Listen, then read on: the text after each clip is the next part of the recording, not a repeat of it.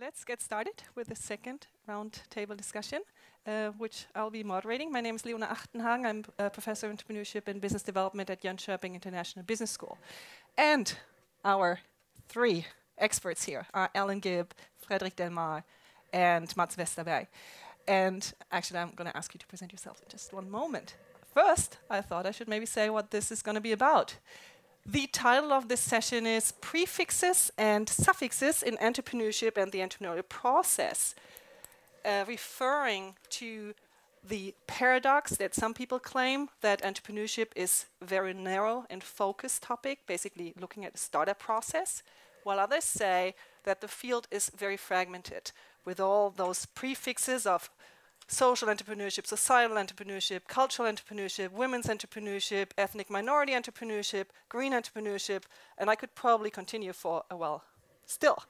So basically, the main question we're going to address in this session is, does that matter for entrepreneurship education? Or should it matter? And I'm actually going to deviate a bit from the format that we had previously by opening up for discussion along the way. Okay, so I'm going to pose a question, ask our panelists here to answer them, and then open up to you. And that might mean that we're not going to come much longer than the first or second question, but I still think that it might be a nice idea to have a bit more interaction. Okay, so let's get started. I would firstly like to ask all three of you to briefly introduce yourselves and to tell us also about how and why you work with entrepreneurship education. Allan, do you want to go ahead? Well, I'm Allan Gibb, Emeritus Professor, Durham University, which means redundant. So effectively I'm self-employed and pensioned and all that kind of stuff. What was the second part of the question? How and why do you work with entrepreneurship education, or worked? I suppose I could tell you a long story about that, but I think the real reason comes back to my childhood, when I was the son of a miner, and in my back street where I used to play with all the kids in this mining community, I was the only one that went to a grammar school. None of my friends went to a grammar school, and yet I knew even then that they had all kinds of attributes and talents and abilities that were neglected by the stupid educational system. And I carried that prejudice all the way through my education. So when I got the opportunity to set up a centre in the northeast of England in 1970, I did. And I developed my work there nationally, internationally, regionally, and so on. That's me. Okay, thank you. Frédéric? Well, I'm a professor in entrepreneurship here at the Steko Jonsson Center for Entrepreneurship. I'm probably not an expert in the field of entrepreneurship education, or not probably, I'm not an expert, so you should probably see me as the practitioner among those two scholars here. I've been doing a lot of teaching in entrepreneurship. Entrepreneurship as a topic related to economic growth and so forth, but also specifically in new venture creation and new venture growth. And I've been teaching undergraduate, masters, international MBAs, executive MBAs, PhDs, all over the places, like Umeå University, Stockholm University, Stockholm School of Economics, ÖM Business School, HEC Montréal, and Lund University.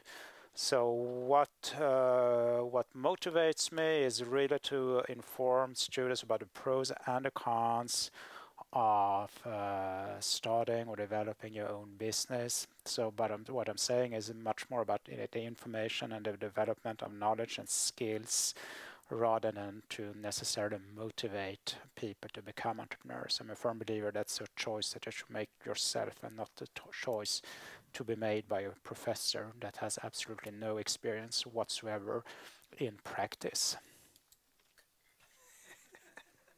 Okay, thank you, Frédéric. Mats? So I'm Mats Westerberg, Professor of Entrepreneurship and Innovation at Lule University of Technology, and I lead the Center for Entrepreneurial Learning at our university. Well, I was born into entrepreneurship in terms of my father started a business when I was 2 years old, so it has always been around me. but I sort of have had a. I didn't think of, oh, I want to be an entrepreneur. I almost like I had problems with entrepreneurship, and I thought that. I mean, he was an arbitrage entrepreneur, wholesaler, buying and selling, and I thought it was quite mundane and almost like I mean, I don't want to do that. I want to do something more important.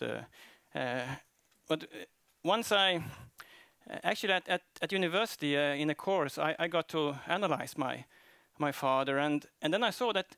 Okay, he was quite innovative in terms of how he used administrative systems. So, and I could see that he really had a passion for the business. So I sort of come to see him in a more bright light after that, and could see that. I mean, yeah, this business was really something that almost like a family member. But. For me, well, I wrote my dissertation it was about entrepreneurship, but I didn't understand it fully because it was in management control. We didn't have entrepreneurship at our university then. But since the discussant was Per Davidsson, it had to be entrepreneurship. So actually, when we started entrepreneurship division at our university in 2006, I felt like coming home. But it's not commercial entrepreneurship that has been my thing. It's more the broader aspect of entrepreneurship, being promoting entrepreneurial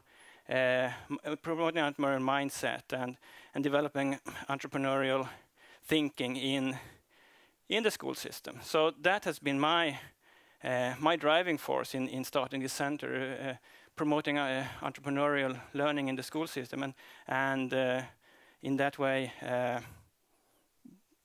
providing tools for the pupils, for the children to develop their capabilities and become good citizens and lead good lives.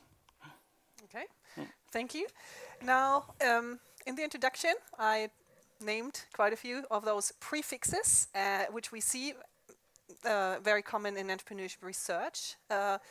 My first real question to you would be, do you consider these in your teaching, or how do you find them? How are these reflected in your teaching? And how do you think should these be maybe captured in entrepreneurship education? Allan, shall we start with you? Well, I wouldn't use them for branding because there's far too much branding goes on. You know, I mean, to me, if you're teaching people in very different contexts, then you have to think about, and I've done this worldwide, you have to think about the environments from which they come. In other words, I would separate those environments into cultural. So I'm dealing with women from India or from Pakistan or somewhere like that. It's a very different, or China, it's a very different cultural environment than America or somewhere like that. So there are cultural norms and values and so on. I have to think about the institutional environment from which they come. And by institutional, I don't mean the organization. I mean the institutional in the way things are done in that society. Yes, the institutional environment from which they are. Then I've got to think about the regulatory environment that affects whatever they're trying to do, and the political environment, which, you know, is the problem with much of our enterprise education, that we completely ignore the fact that we have massive amounts of politics and regulation in education in individual countries, which cuts across any chance of doing something imaginative entrepreneurship education in many situations. And then what I would call the opportunity environment, the one that relates to the opportunity they themselves are trying to do, whether it's social enterprise or what have you, which needs to be assessed. And then their personal environment, you know, what their personal constraints are and their family and relationships. Now that has to go into every course when you're thinking about that. So I think you tailor your program to the people who are coming on it, and assessments of the different environments. So if I'm dealing with women in China or women in Malaysia or women in Bangladesh, then I would do it differently because of those 4 or 5 factors than if I was doing for social entrepreneurs in South Africa as opposed to the UK. So you've got to think about those things because they affect the way you teach. You know, the cultural way of learning in China is radically different, and Russia is enormously different. You've got to start from what you're thinking about. That's one aspect. The second aspect, I'll talk too much on it, it's my problem. The second aspect is that I think we've got to really make sure of the relevant paradigm, and for God's sake, get away from this business, corporate business, business school paradigm, which is a disease, thanks to Schumpeter, and make it a much wider contextual thing. Be careful of the context in which you're addressing the group and the situation in terms of what they want to do. Remember that entrepreneurship is, I do this in the university program that I run for university leaders, that entrepreneurship is a contingency phenomena. If you live in a very uncertain and complex environment, as universities do at the moment, then you need more entrepreneurial organization and behavior. It's contingent in terms of not only the level, but also the kind of entrepreneurial behavior. You have to think about what people want to do and how they might become more entrepreneurial, why they should become more entrepreneurial. So you're going to give them situations. It's contingent. And then you can segment the program. And then usually you just do what the hell you like. Okay, thank you. I'm going to interrupt you here. Mats. Good. You better have that. Go on. So you can do it. Yeah, I mean, I think it's really important if you just go in and teach entrepreneurship. There will be some people that are interested, but you will scare away many. And we have seen it in teacher education when we started in 2005 and had entrepreneurship courses for teacher education. It was nobody came. So the word entrepreneurship was tainted. It has changed, but I think it's different people that like eco entrepreneurship or social entrepreneurship or societal entrepreneurship. So and passion is really important when it's about entrepreneurship. So you have to. I think the prefix tells can tell about what it is about and also, I mean, of course you have to as Allan very clearly stated, that you have to make the course for the students that are there, but having a proper prefix can be a good start in that, I think. Okay, thank you. And Frédéric. I totally disagree with Allan.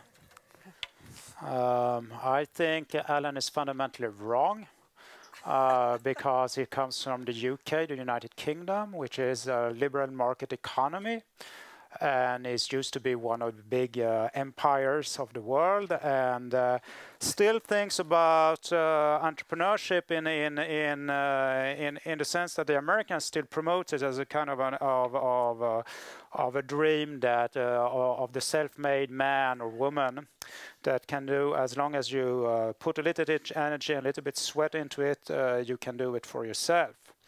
Now, why those economists, sociologists, and professors from the UK and the US tend to forget is that they have among the highest Gini index in the world. So what is a Gini index? Gini index basically compares the relation among the richest and the poorest in a country. And UK and the US have been increasing their inequality over the years, very much actually thanks to entrepreneurship. So you can actually say, what do you actually want to do that? Or are there other alternatives to entrepreneurship in order to promote economic growth? And there are countries like Germany, Sweden, and Denmark, for that matter, that have been doing equally well in terms of economic growth and in terms of economic prosperity, but have chosen very different market models, what we call cooperative market economies, for example. Whereas in a liberal market economy, as the one that Allan wants to promote, entrepreneurship and technology and innovation are very tightly connected to economic growth, whereas in a market economy as the one, coordinated market economy as the one of the Swedish, innovation, economic growth, and entrepreneurship are quite disconnected. And if you actually look a lot about Sweden and know a little bit of the Swedish economic history, you will see also that entrepreneurship here is not central to the economy in the way that is central to economic growth as in the US and the UK. It's actually something that is done by the what we call by the small business sector, or SME sector. And actually, one of the reasons that we're going to give the prize to Bengt later this afternoon is about that it comes from this traditional small business of what we used to be called in the 70s the barefoot economies, that were saying that entrepreneurship is the contrary to the big capital and to the big financial dominant structures that exist in Sweden, and the way that we tie now entrepreneurship to strong economic returns. So I would actually say that in Sweden, at least, since we're talking about contextualization, and entrepreneurship is highly contextualized, one should understand entrepreneurship in a very different way than one can understand entrepreneurship in the UK or in the US or in or a similar economy, and it will have different. It's caused by different things and will have different effects on the economy. And you should also recognize that fundamentally different. This is a very endogenous process. For example, in Sweden, actually the number of people not wanting to start a business has increased. So a lot of people think that, well, entrepreneurship is on the uprise here in Sweden, but in 2012, if you look at the European Economic Survey, 80% of Swedes did not think self-employment as being attractive. Compared to 58% in the US that would choose self-employment if they could choose. And in Sweden, 73% of the respondents have never considered self-employment compared to 49% in Denmark. And still the Swedish economy is doing better and is better in redistributing its economic wealth than both the UK and the US. So there is a fundamental reason to question the belief that we have in entrepreneurship education, the entrepreneurship mindset, the entrepreneurship pedagogy, and whether or not it actually contributes to anything whatsoever. Thank you, Frédéric. Allan, I can imagine that you might want to react, or... Well, I mean, I think it's really nice because it's the first time anybody's ever criticized something I've said. Inferring... It might not be the first time. No, wait a minute. Inferring exactly the opposite of what I was saying.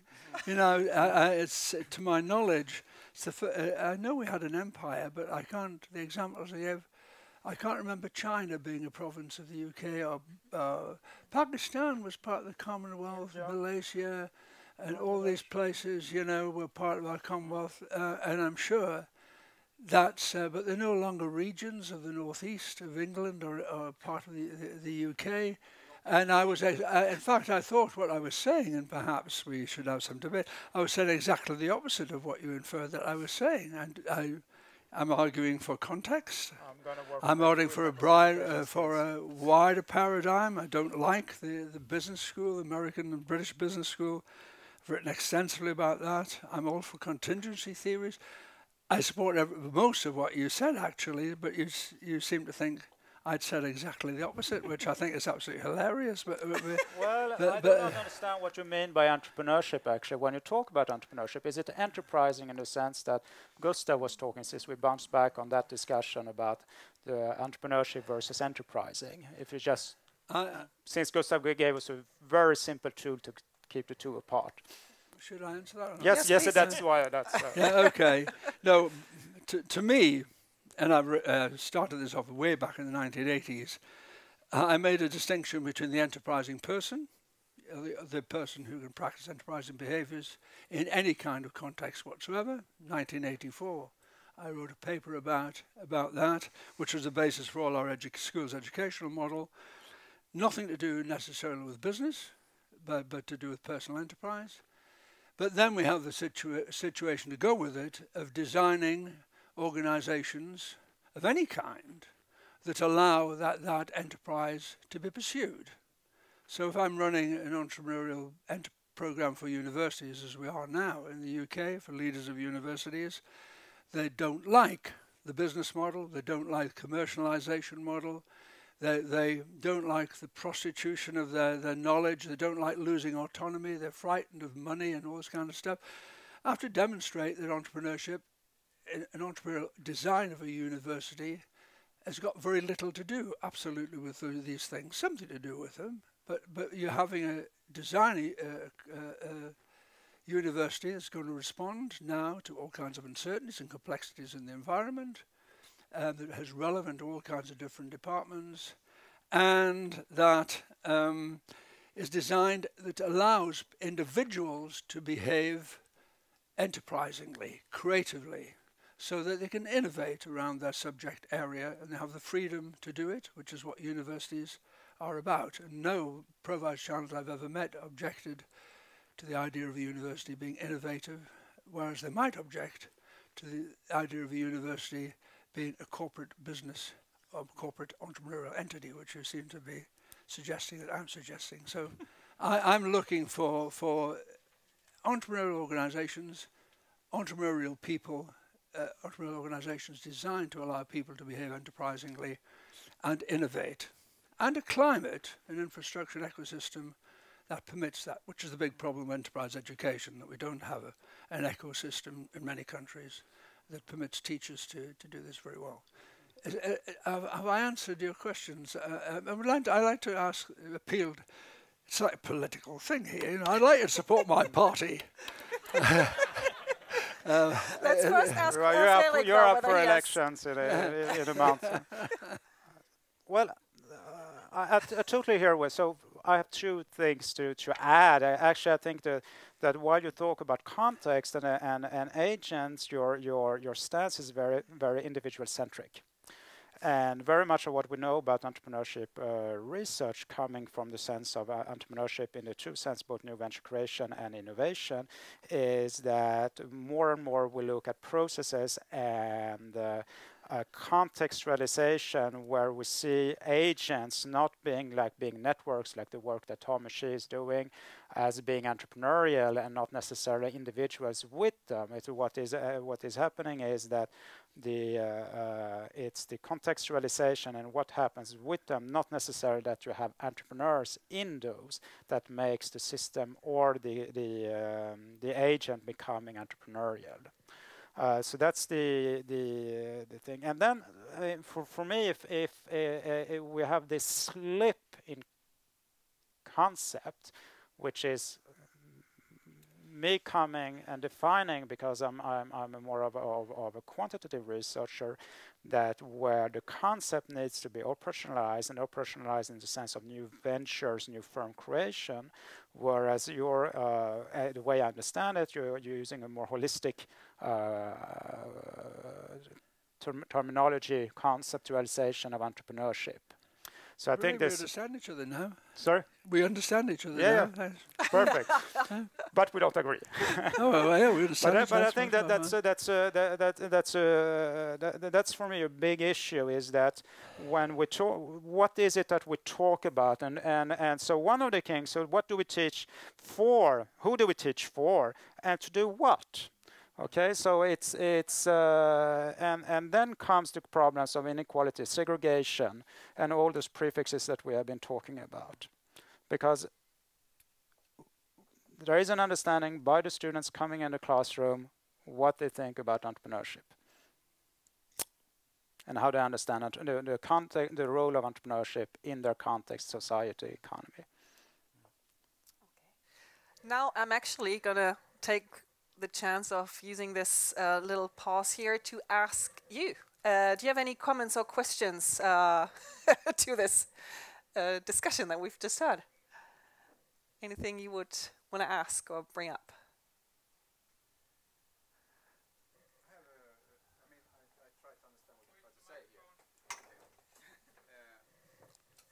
I really enjoyed the discussion, first of all, you know. And I think I don't know who is thinking or what, but I know Allan since before, so I know a little bit what you're doing. But I mean, everyone here, I think, is understanding that the entrepreneurship is a process. What should it be if it's not a process? And I mean, what's new with that? I mean, Frédéric, I mean, when did you discover that the entrepreneurship was a process? Oh, in my case, somewhere down in '96 when I defended my through GEM or something. Sorry? It can't be through GEM or something. No. But what I'm not saying, I'm not arguing that it's not a process. But what we're arguing is a lot of research that has been done in entrepreneurship is about differences between people, countries, and so forth. What we're seeing is that kind of research has a definite limit. For the reasons that it is a process in a context, so it's very heterogeneous. So what we're saying is what makes entrepreneurship, and going forward in the slides, what makes entrepreneurship a very special case among social and economic and behavioral sciences, the degree of contextualization, the fact that we have enormous codic distribution, that there's a lot of people lose, very few gain a lot. We have the nexus challenge between the opportunity and the individual. What is it that we follow over time or not? And how does that lead to something that is it the opportunity that finds the individual, is the individual that finds the opportunity, the co-creation, or so forth? The heterogeneity that we have been addressing by the prefixes, and the dynamics of it, that is that you dip your toe when you do not necessarily go much further than that, which is totally okay because this is what you want to do. So none of that is, but that's sort of what makes this a very specific challenge. But what also makes it a much more specific challenge is that we understand much better the way that entrepreneurship is fueled by inequality, but also leads to increasing inequality. So is it, since most of you are Scandinavian and coming from the Nordic countries, do you think there is a need for more inequality in society by the work of more people being more entrepreneurial, if I put it very directly in that way? Knowing that economic growth in Sweden is above average of the EU. I have a hard time with Swedes, sorry, but I'm sorry. As an American, you have to deal with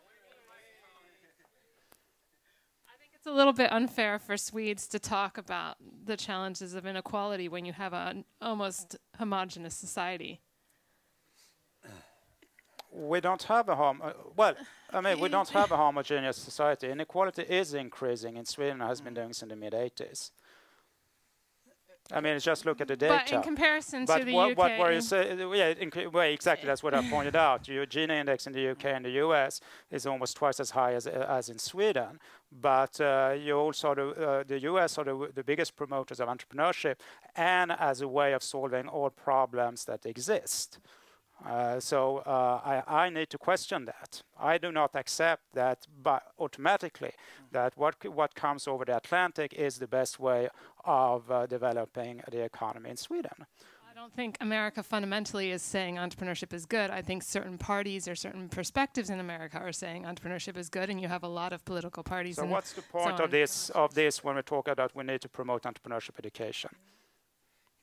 I guess I'm just trying to understand you, first of all, and then you're being provocative by saying, why are we taking an American or a UK perspective on things? But are you rallying? I hear both of you as speaking counter to the Homo economicus and speaking more to Homo ludens, at least I think that's how Bank would speak to an entrepreneurial. The entrepreneur, are they based in an economic standpoint or an alternative to that standpoint? And how do we not speak to entrepreneurship and we are educating individuals, and we are educating them in a mindset. So we still have to speak about the individual and the mindset that individual is going to utilize, even if we're focusing on entrepreneurship as a process. Well, just make the distinction between a course that is mandatory to everyone, where everyone, independent of whether they're interested in entrepreneurship or not, has to go through that course, versus a course that is an elective. And then you have a fundamental difference, because in an elective, everyone wants to do it, they have made a choice somewhere that this is their interest. I mean, I agree. I mean, entrepreneurship is really interesting. Otherwise, I wouldn't have spent so much time doing research about it myself. But it's fundamentally different than saying that entrepreneurship is for everyone and everyone should do entrepreneurship and for X number of reasons. So I think the just thinking about the separation of having mandatory courses versus elective courses tells you a lot about what kind of position and how you need to reflect critically as an academic and a teacher relative to the topic that you want to teach. Okay, Allan. I'm going back to disagreeing with you again. I mean, you're confusing massively a liberal market economy ideology with inequality with entrepreneurship. I mean, the reason why we have equality is because inequality on the scale that we have in Gini coefficients is because of the dominance of corporate business in societies, not because of the leavening through small and medium enterprise. If you look at the reason for the you look at the wealthy people, why so many of the, something like 1% of the American population has about 30% of the wealth. That's to do with corporate business and corporate dominance. It's nothing to do with the leavening of the ownership structure of society, which small and medium enterprise would do. Small and medium enterprise development can be argued, certainly, to maximize the potential for equality in society. So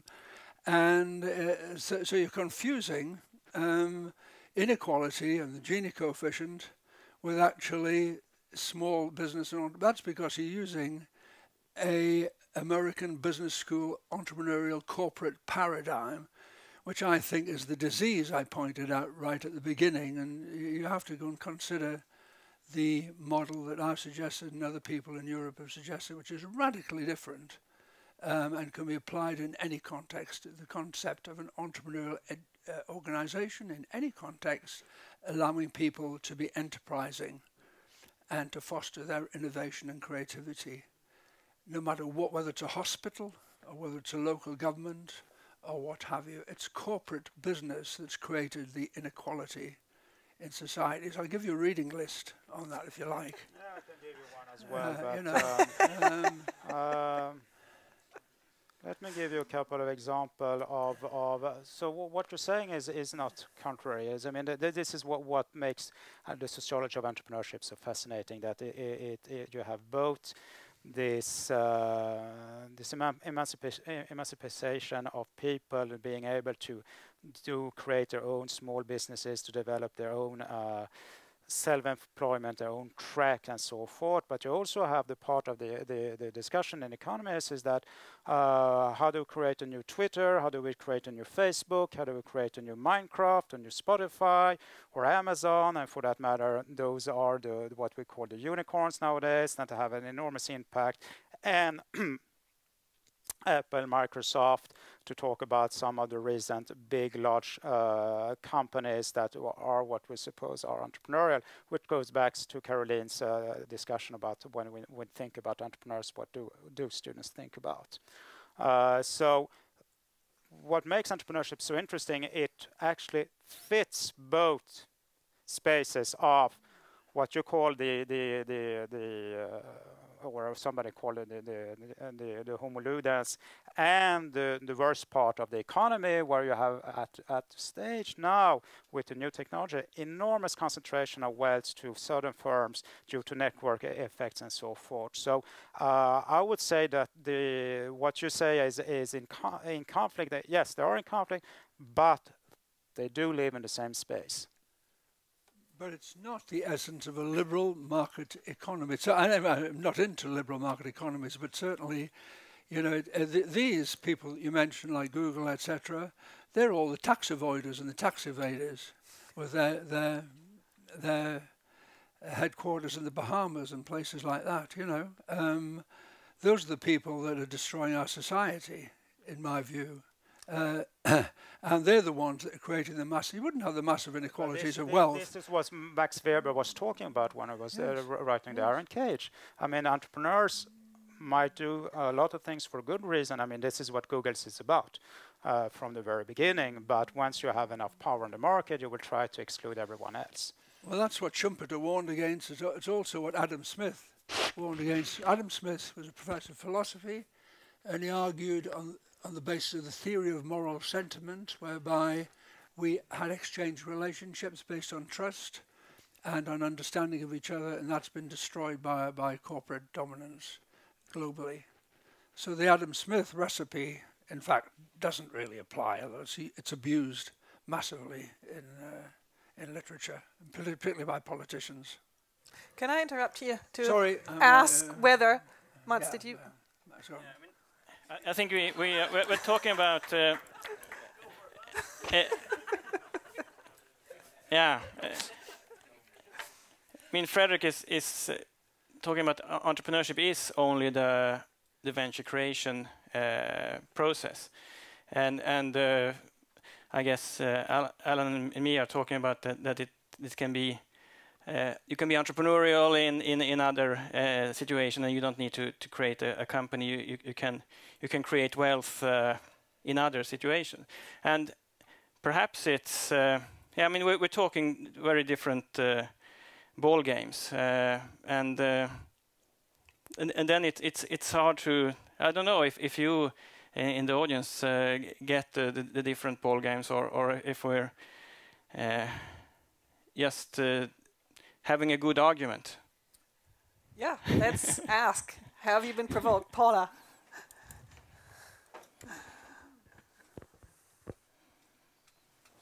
I'm not sure if I can answer any you asked, but anyway, I would like to return to Frédéric's comment on the inequality and entrepreneurship. What on earth is this alliance? If you look at, for me, what I look today, entrepreneurship is about opportunity processes with transformative capacity that it used to have. And how it's argued from European community is from two different directions, and one of them is active citizenship, and the other one is this revitalizing our economies. So basically, if there is a problems of equality in Sweden that has increased recently, I think income differences in Finland also, they have increased recently. So perhaps it's about active citizenship that has been part of entrepreneurship since it was born. So basically we can talk about the same discussion, assuming that we have a base that is something as a definition itself. And for me, opportunity process has been a sort of relieving and promising direction, because it allows all different contexts to be dealt with. And if we look at the Allan's files questions about axiological issues, I think that is what is now on the table so concretely, but it's not talked about as an axiological issue, though. And I think, thank you, Frédéric, for opening this discussion so nicely, and you can defend yourself, Allan. Sorry? Say that again. You can defend yourself, she said. Of course I can defend myself, yes. What? Do you want to go ahead with that? Come out fighting. Yeah, let's ask. Do you have reactions to what Paula was saying? Allan, let's start with you. I think the essence of all my work from 1984 onwards with schools was on citizenship and on the education process and building them on education theory, but within the context of I think we have to think very carefully about what's the difference between progressive education and social constructionism and all this stuff, and what kind of behaviors we're trying particularly to enhance or get attitudes to inform, and we're far too loose at the moment. and I think most of you, it would be interesting to hear reactions to this. You know, I'm fed up with reading programs around the world that say we're creating risk-taking, creative, innovative, strategic people, and then you look at the content and the pedagogy, and I can't see any relationship between what actually teach and how they're teaching and all this rubbish that they put up front. That's the biggest single problem, it seems to me. But we are concerned with people acting as innovative citizens. Not everybody, everybody wants to be innovative. But we can think about people being more creative, can't we? If I ask teachers, and I've done this thousands of times, what they're trying to do in the classroom, they'll say that they're trying to help their children become creative. That's the goal of education among teachers. So I agree with you. That's where I started, though, and still pursue that. Did you want to comment also, Mats? I mean, I think the core of entrepreneurship is opportunity recognition or opportunity creation and value creation. So there we are in the same.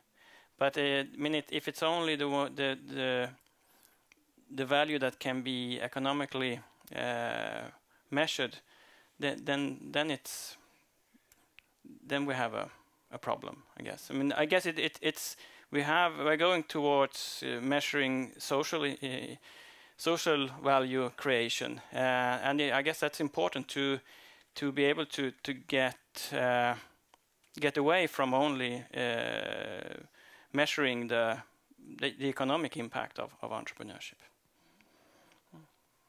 I come by the distinction between political movement and citizenships and new venture creation as a process of developing a business person, and those being two different things. I have absolutely no problem with that, and I know that's also why I raised this question. I pushed you both on this because for me, what you then teach in the classroom, as you pointed out, are fundamentally different things. If we just take aside everything that has to do with the in-between, what we say it is, and then what we do is fundamentally different. Being politically active in a sense of daring to say, daring to have a voice, daring to express that voice, daring to act, being part of a society is one thing, and an expression might be being able to start your own businesses. But what becomes problematic for me is when you use the logic, which is a business logic, and the tool is to new venture creation to develop an entrepreneurial or a citizenship argument. I don't agree that you become a good citizen because you know how to do a business plan. But a lot of what is done in what I see in teaching, and when you talk about entrepreneur mindset, I'm not saying this is, but we're actually mixing the two, or actually somebody are actually using that actually in a very precise way to promote this is the way that we should have an economic logic to everything that we do, even when we look at our citizenship and how we behave in society.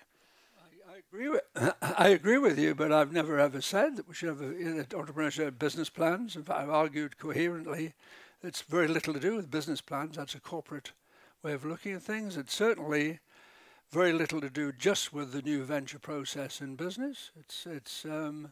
I can look at it as a project-based learning thing, which is different.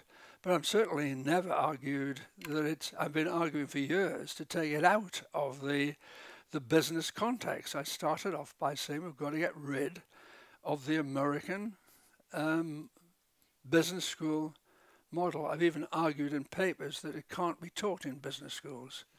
And the more I listen to you, I think I would think that probably is true. You can't teach entrepreneurship in business schools because it gets contaminated by this American business model, Okay, we have a question from the audience or comment.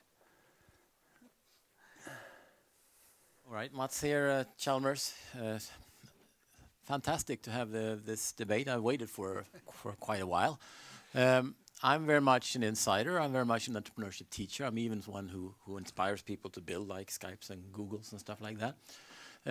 So I'm really happy to have this voice from you, Frédéric, because I've hopefully, reflecting on it, preempted this a bit, because I think what we're talking here is that we are encouragers, entrepreneurship teachers. We don't see ourselves doing any bad as long as we're helping people to be more inspired. And of course, in Sweden, we emphasize the collective nature of entrepreneurship, and we're being very good, But that's not the point. That's fine, and we'll have that ethics debate in the next session where I'm in. What I hear Frédéric bring up is finally the view that I've not really heard us talking about before, which is, okay, what are the societal mechanisms that allow certain behaviors to actually become legit? And I totally agree. I basically first week say that these tycoons in Silicon Valley, they are highly immoral. It's not just the corporations, I'm sorry. It's also the attitude, it's objectivism, it's Ayn Rand, it's like really weird philosophies. They think they can do whatever. They're like superhumans, and they're highly privileged, situated in a community, and they build these companies that wipe out things such as newspapers, which are, really there to help democracy, and that's happening right now in front of us, and these people put all the money in Bahamas and all these places. It's totally immoral, and first day I say, look at it, disguise the power, and that's one aspect, okay? And I think we need to do that. The other aspect, which is tougher, is that this is also a debate about the legal system, and antitrust and all these things needs to be revised when we have a knowledge economy. It's still big corporations that use industrial legal evaluation models to wipe out knowledge-based small and medium-sized businesses who think they have some invention, and they win. The bigger ones win. So there's this game going on which goes all the time towards monopolistic structures. And right now, Google is being attacked a little bit in the European system. That's a fight that I think you are asking for, Frédéric. And I think we who are from within, we might not be the experts in fixing that. That's others, but we certainly, I think, need to see it from the other side. So I think, you asked for a political part. I think you both have some really nice points here. So I will vote for both of you. Okay. Since I'm a Swede and I'm neutral. Bye-bye. Do we have more comments or questions from the audience? Tullio Capriles from Sunds Gymnasiet, the high school nearby. I just thought about this when you talked about the big guys, or the small guys that got big, like Google. Isn't then extra important to educate other small guys to learn how to fight, to learn them to combat the big guys, and then isn't then important to continue with entrepreneurship, even if it is the business entrepreneurship? Okay. Any answers to that question? I think that would happen in an economy that was truly democratic and was truly market-oriented. But, our economy is certainly in many Western countries are dominated by big business and big business pressure groups. And it becomes increasingly difficult to enter and grow. And the City of London in the UK lives off, I know this from practice in my region, lives off the acquisition and mergers of companies. Many small companies I worked with in the north of England have been, they grow to a certain size, and then somebody comes on behalf of a buyer where the City of London takes its money by acquisition, and of course the business declines. There's a lot of research evidence to demonstrate that mergers and acquisitions don't really work, other than building the salaries and the power base of big companies. So, there's a problem about the regulatory environment and the kind of society we live in, particularly the power of global companies. And we've got to act if you really want that to happen. We have this metaphor of this market economy being left alone, deregulated, all this kind of rubbish. Well, in fact, you can't. The power base prevents you from actually having an open market economy. And you can see this in America. I mean, no president gets elected unless they've got hundreds and hundreds and hundreds of millions of donations from large firms, you know, who all want that pound of flesh afterwards. Okay, I think Julio wants to correct. But is there evidence that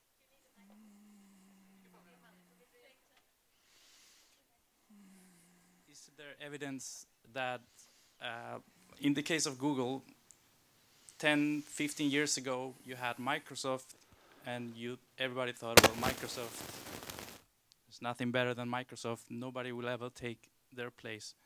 And I don't know if the Google founders studied entrepreneurship, but there's under this market or society, they managed to become a threat. And maybe at some point they will take that place when it comes to the office programs that we use and operating systems and so on. So I would say that supports the fact that maybe the market economy does work in terms of creating a balance, and then entrepreneurship education can increase the number of people that can challenge the dominant players. Can I take one of my biggest fear with entrepreneurship? It's a catch-all term. Okay, everything and nothing is entrepreneurship, and then we teach everything and nothing. And so when we talk about two large businesses doing a merger, like Nokia and Alcatel, since we have a French prize winner and a Finnish prize winner, let's talk about one of the large, and it's against a Swedish competitor, being an Ericsson. I'm pretty convinced that if we would interview the board of both Nokia and Alcatel, they would say this is an entrepreneurial move. They have been entrepreneurial in doing this merger together because they will be stronger against Ericsson in the future.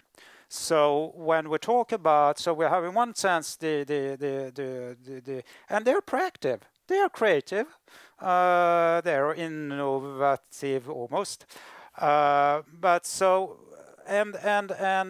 so we need to say there is a limit to what entrepreneurship as a term can and cannot cover. That's the perhaps the most important, and that's what Gustav was saying, is that with enterprising versus new venture creation or entrepreneur or that part, or entrepreneurship for that matter, there is a distinction that needs to be made and it needs to be developed. And what is a political movement? What is citizenship? What is being able to feel that you have a place and that you have a voice is different, as you pointed out, from the skills and knowledge of setting up a new business or driving through an innovation program in a larger business. But this catch-all phrase of entrepreneurship, we need as scholars to be very wary about, because that's our biggest strength.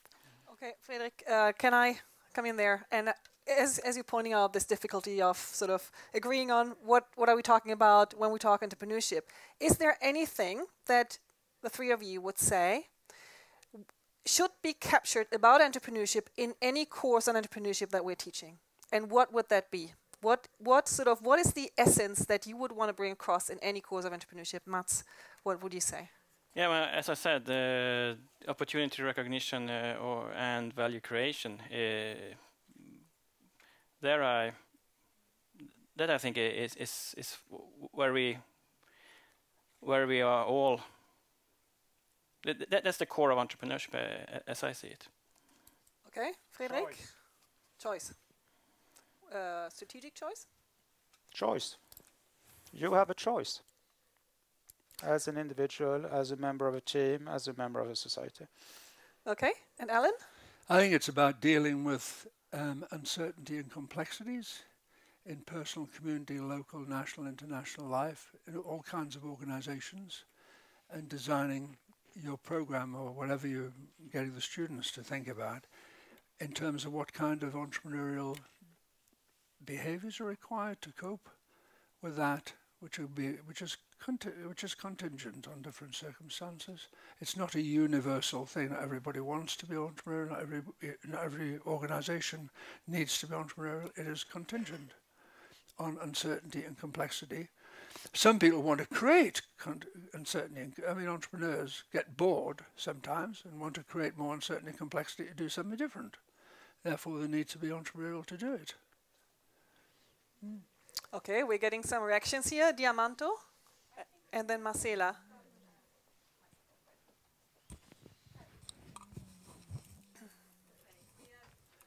Do you hear me? Yeah. Okay, Diamanto again. You have actually quite different views of entrepreneurship and what should be teach in entrepreneurship education. And I can agree upon that we have different views of the enterprising and trying to stimulate entrepreneurship in the society in general, or should it be more creating more entrepreneurs, as we heard also. Do you think that, what is the main purpose by providing entrepreneurship education? What should we aim to develop? Okay. Let's start with Mats. Entrepreneurial competencies. To be creative, to take initiative, to be able to collaborate, to take responsibility, to carry out a project. Yeah. A number of capabilities that will help you to be entrepreneurial. Allan? I agree. Okay, then Frédéric. Well, since I'm teaching new venture creation, it's about new venture creation. It's about, but there is the logic between what the entrepreneur wants to achieve and what and the logic of the market, and finding this sweet spot where the entrepreneur and the logic of the market can cohabit. Okay, thank you. Diamanto, are you happy with the answers, or? Yeah, actually, I was thinking to ask Frédéric Delmar again, because you have quite narrow view of entrepreneurship education. You are still involved in one kind of education. Could you see that that could be heterogeneous type of entrepreneurship that actually aims to different purposes? Or should we have one unified type of entrepreneurship education, at least at the university level? I think what is important for any teacher of their topic, because this is the discussion that you will have in marketing as well, of what is marketing and what is not, is that you as a teacher is very clear to your students of what you aim to teach in your particular course. Then it's up to, then it's a question about what is the age experience of the students, what is the overall goal of that course within a larger program, but you need to be very clear with your students. One way to destroy your relationship with students is not to tell them what you're exactly teaching. So if we go for what's entrepreneurship to you, becomes that you have 50, if you have 50 students, you have 50 different definitions of what entrepreneurship is in the classroom, and you teach one definition that happens to be your definition, whether it's bad or not. But what you need to say is that you need to be clear at least what you think is entrepreneurship. Then I always says that our professor cannot be good to every student, but every student has the right to meet one good professor that affects their lives, at least one. Thank you. Okay, Marcela. Yes. So my name is Marcela Ramirez, and I come from Gibb. I was very inspired by your initial discussion in this panel, so I want to create a little bit more of dilemmas. So I was very disappointed by your last answers, especially because you have been mentioning this relation between segregation and entrepreneurship. So you said something that really triggered something in me. So entrepreneurship is fueling inequality and is producing more inequality. But then again, Frédéric said it, but then again, the examples that you give us is Google, Facebook, Twitter, Skype. Here we have triggers: Pakistan, Mexico, Poland. And we are aiming a little bit for this difference. So how can we teach an entrepreneurship that aims to create equality, that aims to alleviate poverty, that aims to provide access to health? Is that even possible? I cannot give you a good answer because this is an ongoing research project for me. Let me come back with a proper answer, if I have one, but it would take me a number of years. But this is something I'm really scratching my head around, because I do not see that the way that we teach entrepreneurship, the way we think about entrepreneurship, at least from where I'm standing, from economics and sociology point of view, actually leads to necessarily better society. This is the reason I'm talking about that. This is a bigger part of a bigger research project that we have been working on for a couple of years, and we started to scratch and understand more about how complex this issue is. So I will not stand here and say that I have a proper answer, because that would be lying to your face. Mats or Allan, do you have an answer to Marcela? I can't. The question wasn't addressed to me. It was addressed. Okay. Yeah. Well, then we'll move on. Bengt. Sorry? Yes, Kizan is then after Bengt, yeah. Well, my main concern is I probably have to rewrite my presentation for tomorrow. So, but I have a question. You started off with saying what are the some sort of impact of using different prefixes and suffixes to entrepreneurship, and I think the main concern in the Swedish context is that no definition of entrepreneurship is actually legitimate. And we see that, for example, among teachers, in Swedish teachers' colleges, nothing about entrepreneurship is being taught. Although it's enacted in Sweden that in all schools, entrepreneurship shall be taught in however that is defined. So what I've seen then,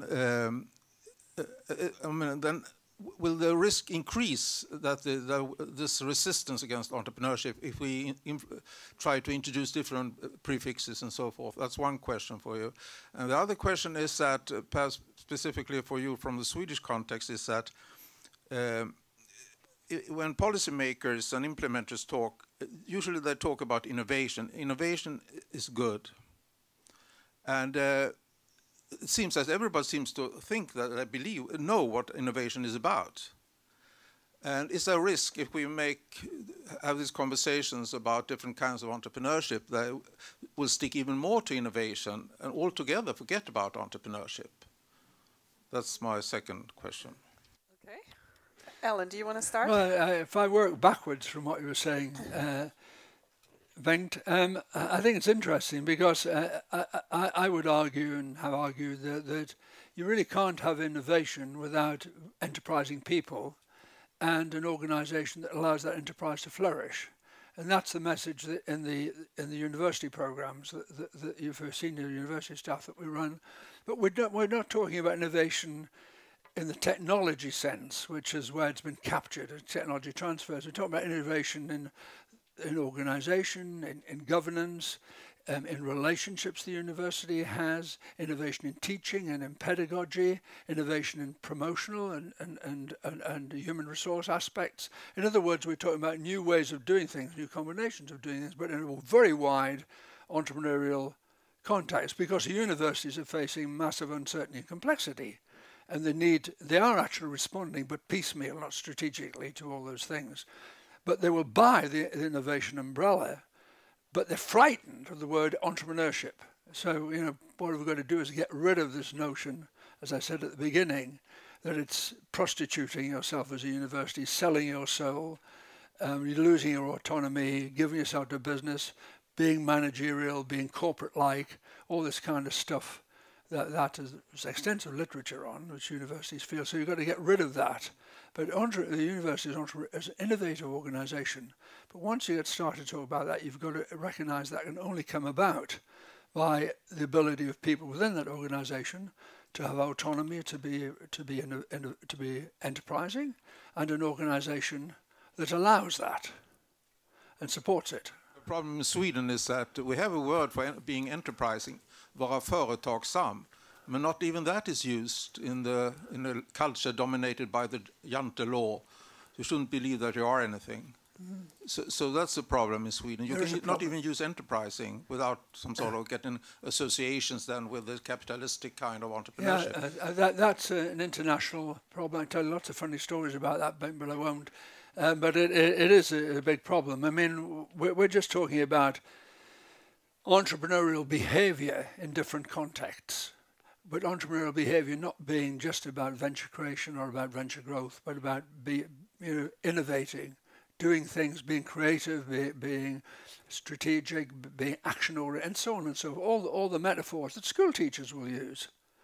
You know, if thousands of school teachers I work with will always ask them for a list of attributes, and they will come out with all of these things. And I ask them what the purpose of education is, and they'll say it's to enhance these things. And I'll say, what's the problem with that? I say the curriculum. Let's also the ask examination system. Sorry, Allan. Let's also ask for the reactions by our two Swedes here.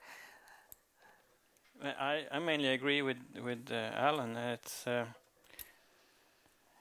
mean, having innovation without entrepreneurial individuals, it's not done.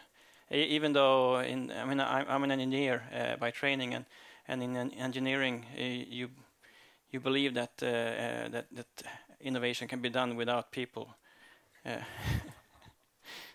because people are messy. So it's better to just have a good innovation process without people.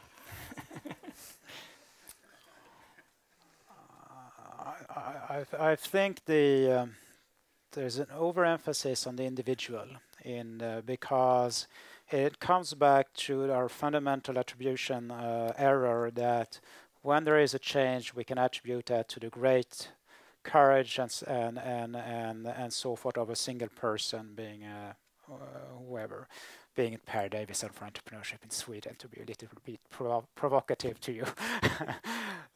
But what we know from process theory, both at the team level and a societal level, is that, well, it's much, and that comes into leadership studies now and more, is that that no individual is an island, to just put it very straightforward, is that, and that we have majority coalitions, and the way minority groups work with majority coalitions in order to enforce their message or their innovation has very specific dynamics, and those dynamics are still not yet fully explored in entrepreneurship research. We're still very much, or still lagging behind in the sense that what we need to say is you can do it in the Obama, which was the previous or the previous before that, which is no, entrepreneurship is much more a collective action many times than it is an individual action.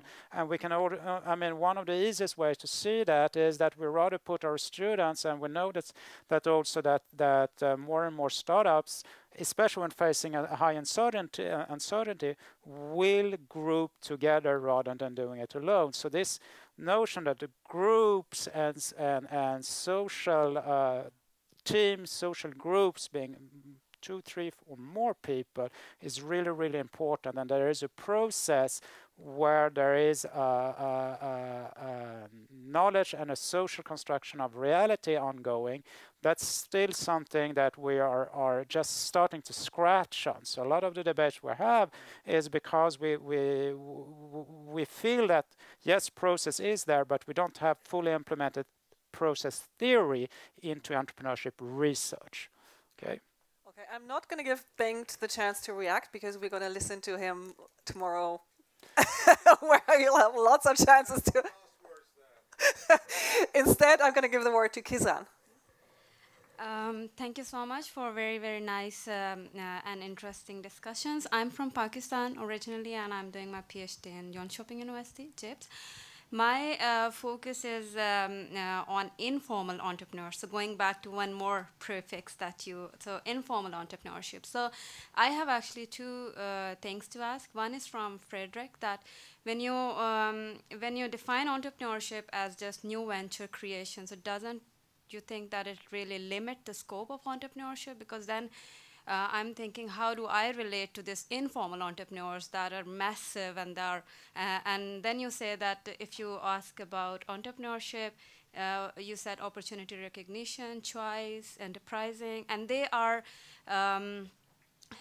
exhibiting all these sort of things. They have entrepreneurial behavior, and they are successful, and they are giving good competition. They are giving good things back to the market, and they are striving successfully with all these resource scarcity. So I'm just thinking, and when I asked all these 17 of these cases, they said, no, skills and training and education, no, this doesn't help. Actually, learning and experience, and with time, it helps us. So I'm thinking, how do we reach in terms of pedagogical and educational methodologies to these informal entrepreneurs? So entrepreneurship is all ends with new venture creation and entrepreneurial competencies, or it's more than contributing back to the society. How do we reach there? And it's a massive, massive informal economy, informal entrepreneurs that are not only in emerging economies, they are everywhere, even in Western economies. So how do we deal these kind of issues as a, because I was convinced, okay, so they are doing successfully without any formal education, then my role as a researcher is, okay, it's interesting, but where is my role as an educator? So how do I convince them, no, it's also interesting to read and come into the, so how do we really go to that kind of issues? Well, I think part of it is actually has been, you have seen glimpses of it already. And that's when we talk, when the previous debate talk about learning journalism, and this is part of the process and this is also what my type of research is coming to much more increasingly, is the saying that a very strong process perspective, where it is the process rather than that is what you do, and how that particular stepping stone leads to another stepping stone, is more of interest than how your process is different than your process. So the within differences, that is how I, with the team, develop over time, and that's why it becomes so idiosyncratic, is more important than why I do differently than other people, which is the way that we actually teach people. We teach that you do differently than other people, but what we should teach is how do you make sense of what you're doing over stages, processes that you're facing. Okay. So this is where entrepreneurship research most probably will go, and we have developed tools to do this kind of research now and to actually look at how it looks.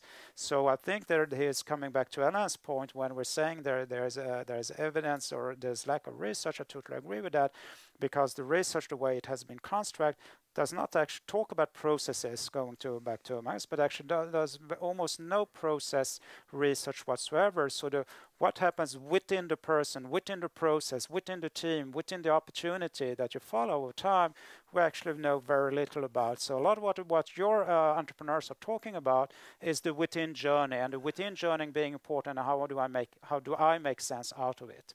So this is what I mean by process theories being and process related research is going to be so important for to understand entrepreneurship.